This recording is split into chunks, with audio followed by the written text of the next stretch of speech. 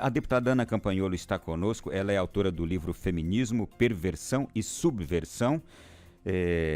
E eu gostaria inclusive de conversar com ela, porque ela é do estado, lá de Santa Catarina. E deputada, seja bem-vinda, boa tarde. A senhora acompanhou de perto, a gente sabe, o que precisa ser esclarecido sobre este caso deste aborto que a grande imprensa está escondendo. Boa tarde aos ouvintes, é uma tristeza termos que falar sobre esse assunto, mas é sempre uma satisfação conversar com vocês da Canção Nova. Bom, as principais perguntas que nós nos fazemos, e que eu acredito que todos os cidadãos que estão acompanhando o caso se fazem também, é quais foram os antecedentes. Essa barbárie que aconteceu, que culminou no assassinato de um bebê de 7 meses, um bebê viável que poderia ter sobrevivido, aconteceu por uma série de vazamentos, por uma série de informações truncadas, de interferências. Então, as principais perguntas que nós nos fazemos é: quem foi responsável por vazar as informações? Como foram vazados os dados de um processo que estava em segredo de justiça? Se existem pessoas dentro das instituições do Estado que estão operando um esquema de vazamento de informações em parceria com sites militantes? Se o pai da criança era realmente um menor de idade ou um estuprador maior de idade, se o caso era realmente de consentimento dos familiares, se os familiares sabiam que isso estava acontecendo, há quanto tempo, há 1 mês, há 2 meses, essas relações íntimas estavam acontecendo dentro de casa, com consentimento dos familiares, e muitos outros detalhes, né, que estão sendo comentados nas redes, que envolvem, sim, a culpa ou a gravidade de terem assassinado esse bebezinho de apenas 7 meses. Deputada, esse caso, do jeito como foi, as decisões na justiça como foram tomadas, também a repercussão, como rapidamente essa repercussão correu e do jeito que correu. E aí depois, quase que uma obrigatoriedade, a opinião pública também opinando sobre isso, e o caso do aborto. Esse precedente, o quanto ele é perigoso e o que os legisladores podem fazer para que isso não ocorra? Certamente as forças ideológicas militantes que atuaram por trás desse caso com certeza vislumbram a possibilidade de um precedente, e mais do que isso, a gente fica com muitas dúvidas, a gente fica com muitas perguntas, com muitas suspeitas. Um aborto realizado em um bebê de 7 meses totalmente viável, por que se esperou tanto? Será que justamente para que um aborto em idade tão avançada abra um precedente para que se possa abortar bebês em qualquer idade? São perguntas que nós nos fazemos. Além disso, é preciso entender o interesse da indústria do aborto no Brasil. Nos Estados Unidos, o caso Roe vs Wade culminou em 60 milhões de abortos por conta de um falso caso de estupro engendrado por advogadas feministas na década de 70. Hoje, inclusive, parece que na data de hoje esse problema foi resolvido, né? Esse grande desastre foi remediado, mas obviamente todas as vidas que se perderam aí nos últimos 49 anos já não podem ser resgatadas. Acredito que estão trabalhando o imaginário da população, o imaginário das pessoas, vendendo o assassinato de um bebê de 7 meses como um direito reprodutivo, ou como um paliativo, ou como uma forma de resolver ou diminuir um trauma de uma menina de 11 anos, o que não acontece de fato. Estão aumentando cada vez mais o período de gestação e as justificativas de aborto, ampliando as possibilidades de abortar, que abortar, a própria palavra abortar já é um eufemismo, né? O correto seria dizer que estão matando bebês, porque se o bebê se não estivesse morto, não seria preciso matá-lo, né? Então, se ele não estivesse vivo, não seria preciso matá-lo. Então, obviamente, a gente está falando de assassinato. Essa agenda, a agenda abortista, ela não é apenas brasileira, né? É uma agenda mundial e busca a popularização e a facilitação do aborto. Essa reversão do caso nos Estados Unidos, que nós estamos vendo justamente acontecer hoje, onde esta grande mentira de advogadas feministas há 49 anos atrás finalmente vai ser remediada, pode ser também um convite para que nós aqui no Brasil repensemos a nossa legislação a esse respeito.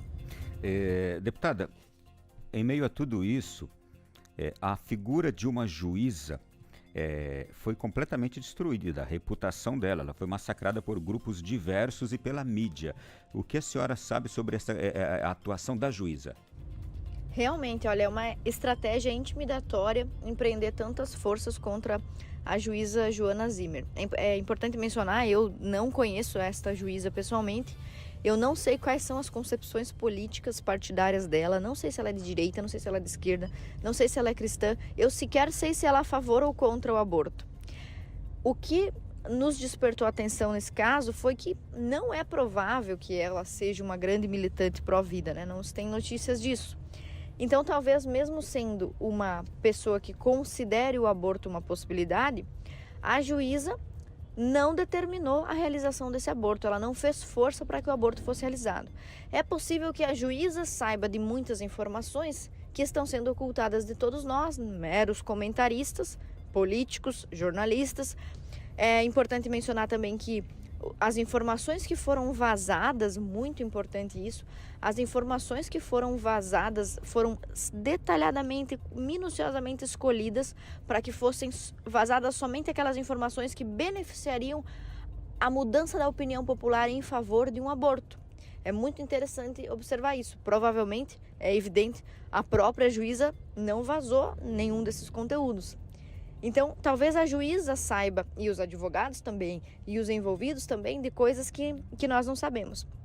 E talvez essas coisas justifiquem, sim, a juíza ter afastado a criança do lar, né, colocado essa criança num abrigo, e talvez justifiquem também a juíza não ter incentivado um aborto.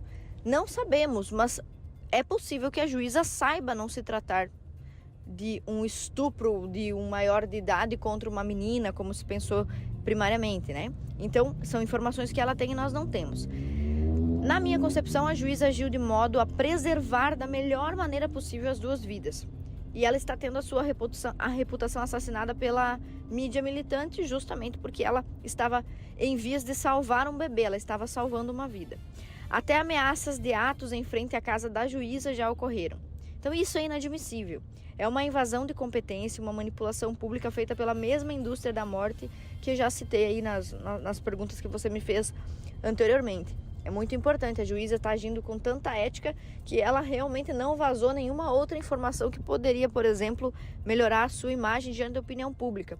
E quantas pessoas nós conhecemos, né, que agem com ética, que nós já ouvimos falar aí que agiram com ética dentro dos limites e foram prejudicadas por pessoas que não respeitam as regras. Para mim está muito claro aqui que são dois lados, né? O lado dos que defendem a vida e que parecem respeitar as regras e o lado dos que defendem a morte, o assassinato de bebês. E importante mencionar para as pessoas que não sabem do que se trata esse assassinato desse bebê, um aborto ele não elimina num passe de mágica a gravidez e o cadáver do bebê.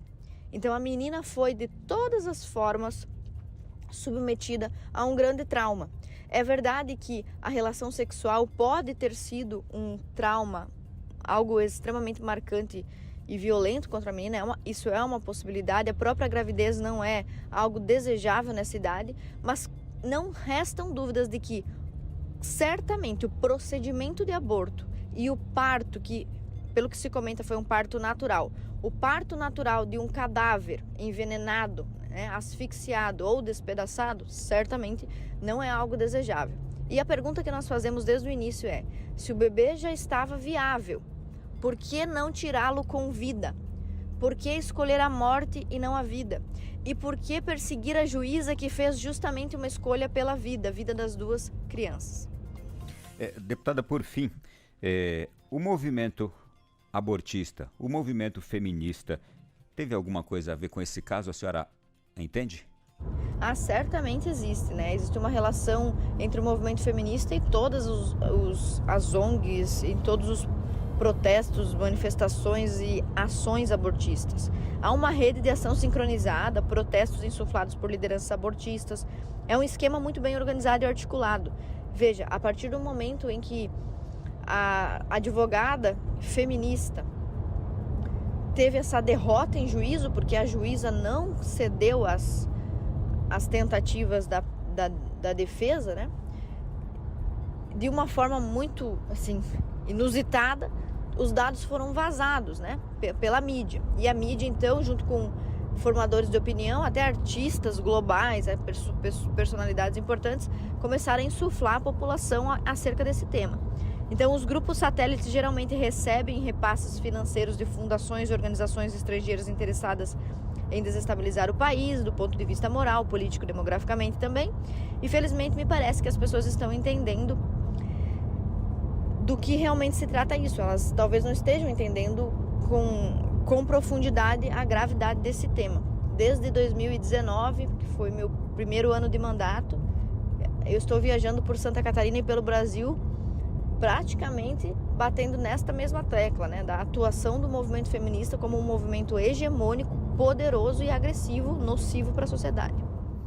Deputada, eu quero agradecê-la muito, foi um prazer ouvi-la, diretamente aí do seu estado, a senhora a trabalho e mesmo assim nos atendeu.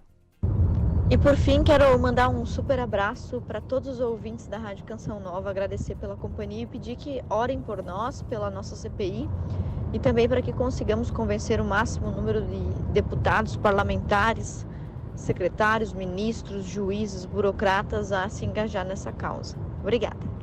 É que a deputada está defendendo a criação de uma CPI lá na Câmara Estadual de Santa Catarina, CPI deste aborto, não é?